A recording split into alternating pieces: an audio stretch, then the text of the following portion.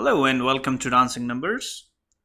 After installing and connecting Dancing Numbers with QuickBooks Desktop, we can start importing, exporting, or deleting the information as required. To start importing any type of list or transactions supported by QuickBooks Pro, Premier, or the Enterprise Solutions, we can click Start.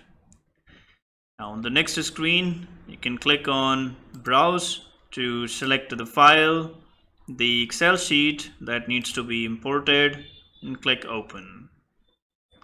Now as we have the multiple sheets, and today in this example, I'm going to select Inventory Assembly.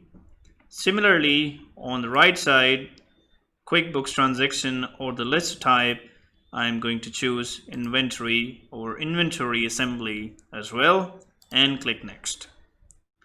Click OK to the message.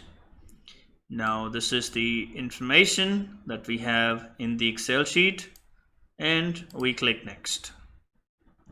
On the next screen, we can either map or match the fields one by one by clicking on the drop down, or we can click on Field Match to have the information automatically populated. Now if you would like to save this mapping, you can click on Save As, and also this can be used in future or accessed in future by clicking on Load Map as well and click Next. Now this is the file updates screen wherein it's ready to go into QuickBooks Desktop and we click Next. The next screen is a checkpoint wherein it's going to find any missing references. If it is still not there in QuickBooks Desktop, it's going to prompt you to create it. And we can click on Import File and click OK to the message.